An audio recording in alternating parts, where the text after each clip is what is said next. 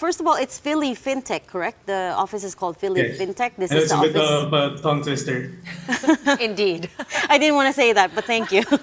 Philifintech. This is the office that regulates fintech companies in the country. Yes. Correct. Okay, great. First things first, I wanted to give you a chance to explain to our viewers how you got to this point where you felt that banning Binance permanently was the only recourse. Because, I mean, I understand the violation was operating without a license, but I'm also sure that you wouldn't have the unbank wouldn't have taken such a drastic decision as a first answer. So what happened there? Yeah, so we've been looking at Binance ever since. It's the largest crypto exchange in the world.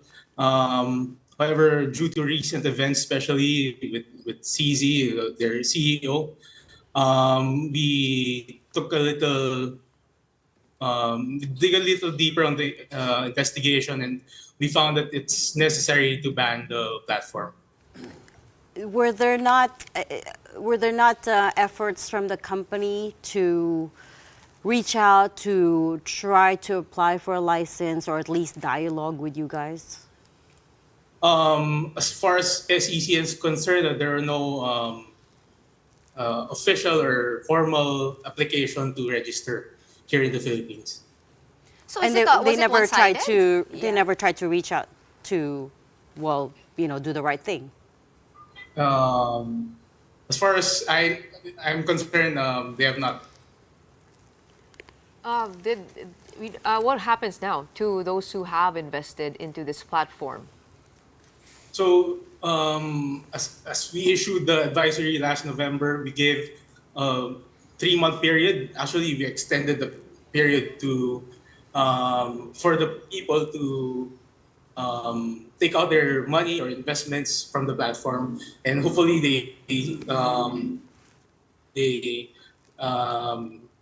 deposited it into a local exchange or their own wallets.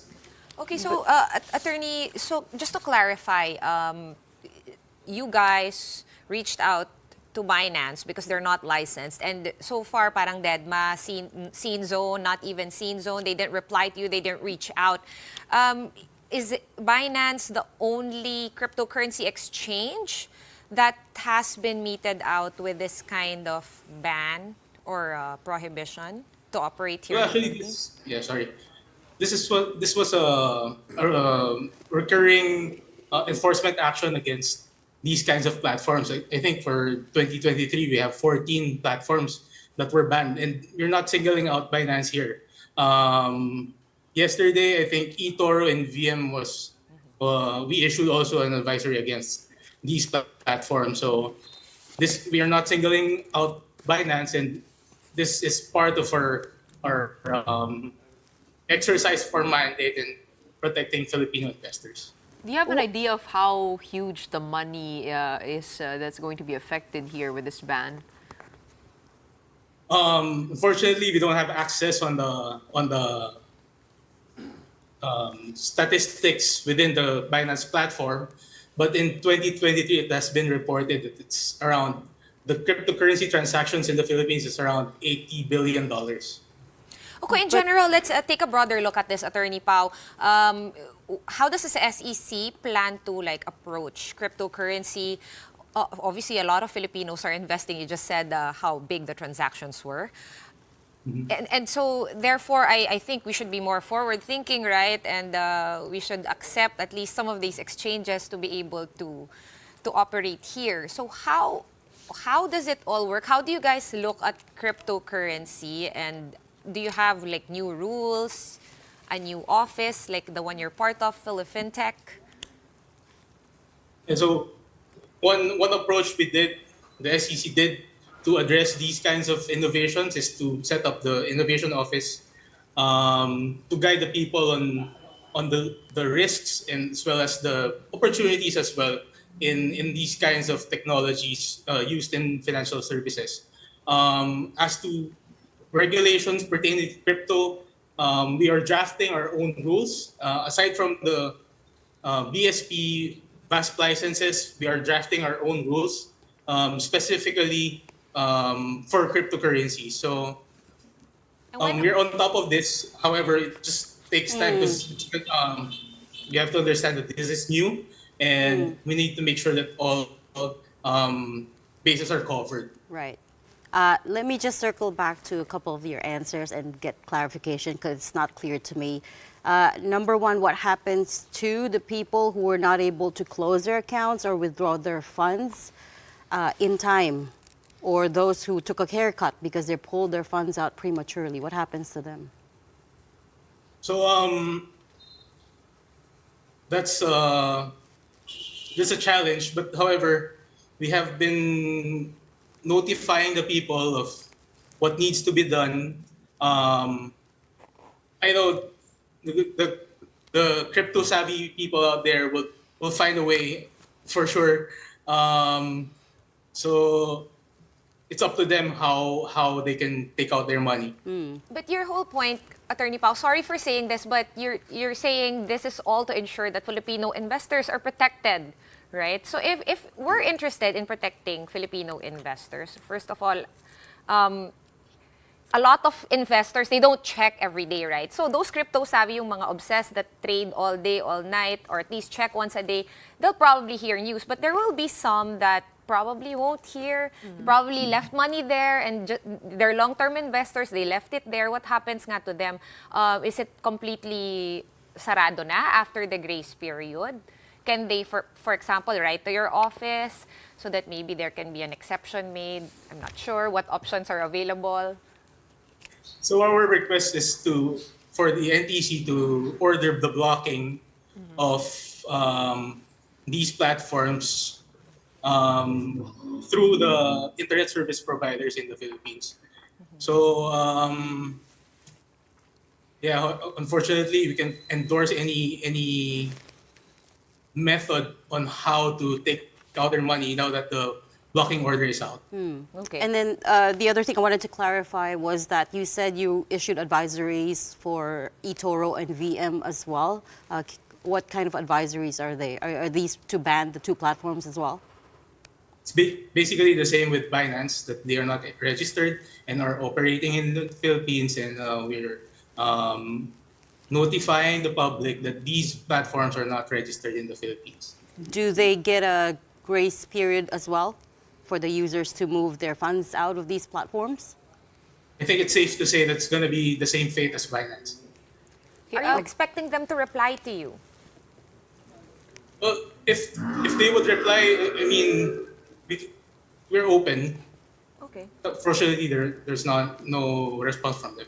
Is this a irreversible ban on Binance, or are you giving them some space to somehow make up for what they failed to do prior to this ban? Just as in other countries, of course, if they can comply with the rules and regulations here in the Philippines, we're open to it. However, as I said, they have not reached out. So. And actually, I noticed that the ban is for websites and pages online, but the app itself you can still access. Is the plan to also get that shut down? Yeah, we are working on it. On getting the app shut down? Yes. Okay. As an alternative, I guess, for investors, any crypto investors listening to us now, are there actually licensed exchanges that are legitimate and have passed the SEC's muster? Can you give us an idea how many there are? So at least my options, no, if we have any viewers. Yes, actually, there are. The BSP gives a VASP license, which is a virtual asset service provider license. They are those who deal with crypto. So if an investor would want to buy crypto or invest in it, they can use the local exchanges that are available now. I think there are 9, if I'm not mistaken, that has VASP license. Will you be? Where do we find that list? I mean, for somebody who is a beginner in all of this, how do we prevent ourselves from getting scammed? How do we know if a company is registered? Yeah, so the BSP has their own list on the registered VASP license, and with the local corporations, you can always check on SEC. And then Lastly, attorney, there's a bit of talk in the industry that this sends the wrong message because, on the one hand, the SEC is also trying to send the message that the Philippines is wide open for business. We welcome tech startups. We welcome innovation. We welcome all these digital companies. I mean, the president himself is out there trying to sell the country, right? So there's a bit of talk in the industry that this sends the wrong message. What would you guys say to that? Actually, we don't see it as that.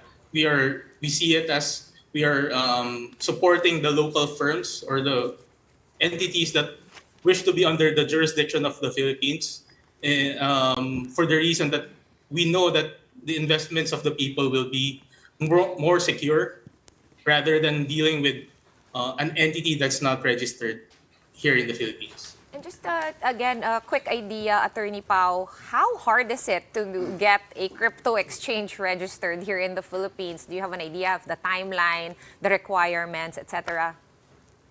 Unfortunately, for the VASP license right now, the BSP has a moratorium. I think it's gonna end in 2025. So for new crypto exchanges, I don't think it's possible to register at this moment. Why is there a moratorium? I'm sorry, I'm not from BSP, so like. Okay.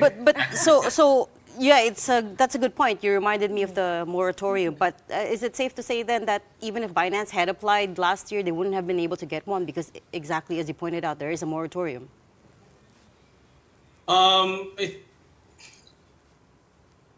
Yes, if they would register as Binance themselves. Oh, okay. So the I guess they will just have to wait it out. Yes.